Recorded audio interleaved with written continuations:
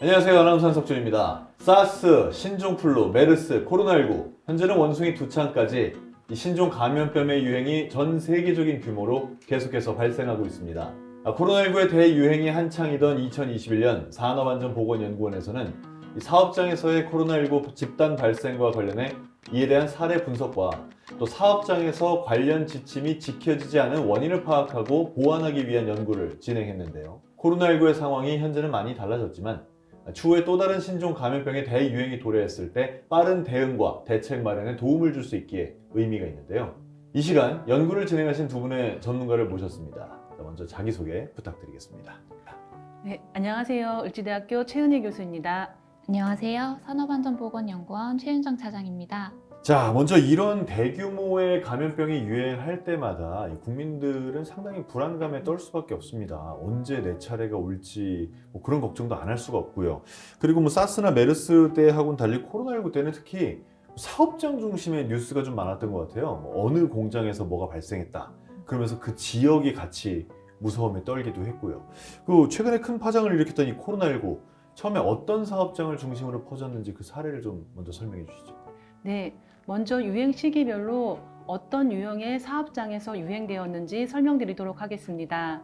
1차 유행 시기에는 사업장 콜센터와 물류센터에서 대규모 집단 감염이 있었고 2차 유행 시기에는 방문 판매 중심으로 해서 집단 감염이 있었습니다. 3차 유행 시기에는 조선업, 대기업 등에서도 집단 감염이 발생하기 시작하였습니다. 이러한 집단 감염의 원인으로 밀접, 밀집, 밀폐라는 산밀 위험 요인에 대한 사회적 경각심이 더욱 높아졌습니다.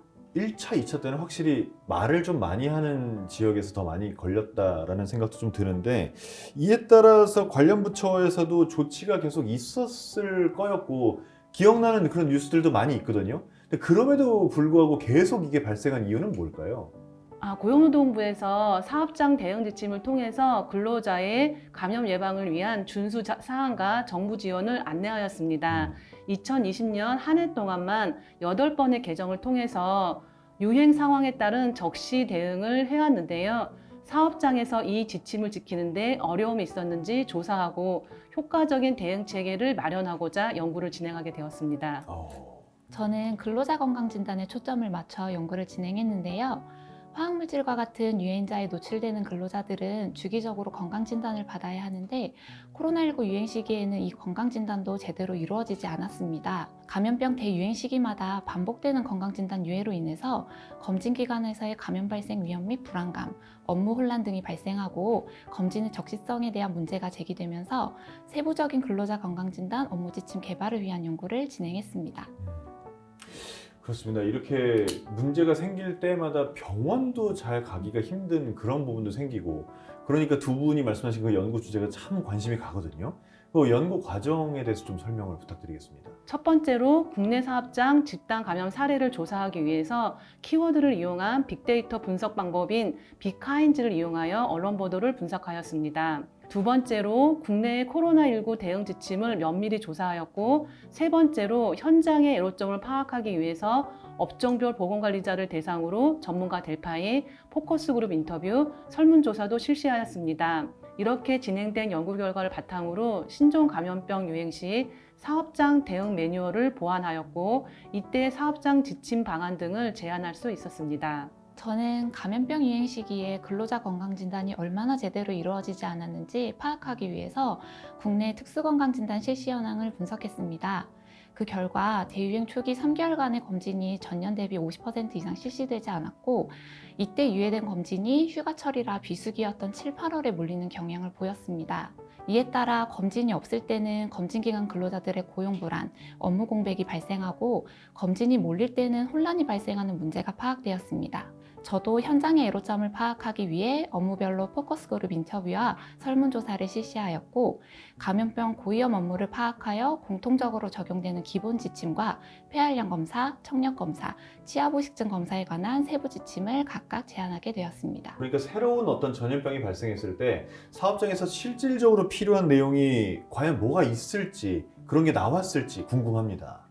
네, 국내외 감염병 조사 현황, 전문가 델파이 설문조사에 나온 대응을 바탕으로 사업장에서 필요로 하는 정부의 역할 및 정책 요구도를 살펴보았는데요.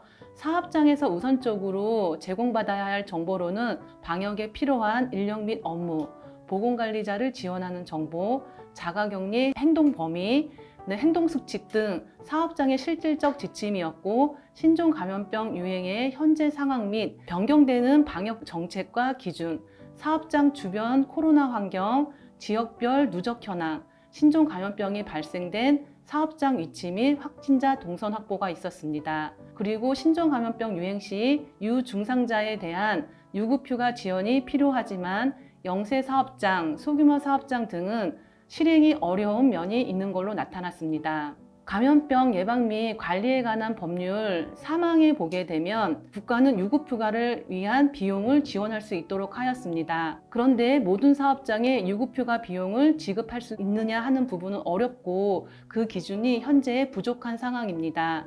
신종 감염병이 재난 상황이라면 재난 및 안전관리 기본법에서 정부의 지원 방안을 검토할 수 있겠지만 감염병에서 재난의 기준도 애매한 부분이 있습니다.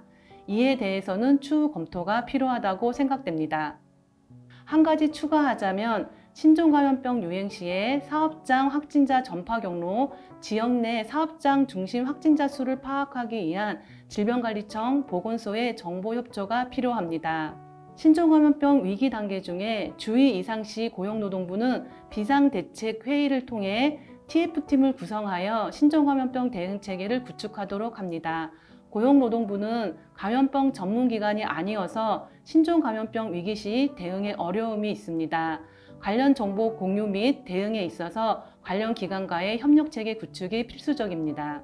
말씀을 들어보니까 대응 단계별 기관의 역할과 또 관계가 매우 중요할 것 같고, 또 법을 적용함에 있어서도 이 애매한 부분들을 좀 명확하게 규정하는 게 좀 필요할 것 같다는 생각이 듭니다. 네, 신종 감염병 대응 단계별 기관과 역할과의 관계를 보게 되면 관심 단계에서는 질병관리청 담당자와 한 라인을 유지하고 감염병 전담자를 지정하여서 상황을 모니터링하는 것이 필요합니다. 또 방역 지침을 홈페이지에 공지해 근로자들이 쉽고 빠르게 확인할 수 있도록 해야 됩니다. 특히 보건관리 담당자들이 확인할 수 있는 이 루트가 필요합니다. 주의 단계에서는 추가적으로 상황을 감시하고 고위험 직종을 공지할 필요가 있습니다. 자, 여기서 말하는 고위험 직종이 뭔지를 또 규정하는 일이 필요하겠네요. 네, 고위험 직종이란 코로나19 팬데믹 상황에서는 산밀 사업장, 배달, 운전사, 외국인 근로자가 많은 곳으로 볼 수 있습니다. 그 사람들이 아무래도 감염이 잘 되기 때문입니까? 네, 네. 함께 생활하고 그 사회적 거리 1m 이상 유지하기가 어렵기 때문입니다. 근로자의 건강진단 쪽에서는 어떤 부분이 개선점으로 좀 지적이 됐나요? 유해인자에 노출되는 근로자들의 건강 모니터링 기능에 공백이 생기지 않게끔 하고 검진 기관에서도 혼란을 최소화하도록 검진 우선순위를 제안했습니다. 마스크를 벗고 실시하는 검사 방법으로 인해 감염 위험도가 가장 높은 폐활량 검사와 치아부식증 검사에 대한 보완된 지침을 제시하고 마스크 착용이 검사에 영향을 줄 수 있는 청력 검사를 좀 더 정확히 실시할 수 있도록 세부적인 방법을 제안하였습니다. 네, 두 분 말씀 감사합니다. 중요한 연구를 하셨다라는 생각이 좀 듭니다. 자, 본 연구가 추후에 또 다른 신종 감염병의 대유행이 찾아왔을 때 혼란을 최소화하고 빠른 대책을 수립할 수 있고 이 안정화에 기여할 수 있기를 기대해 보겠습니다.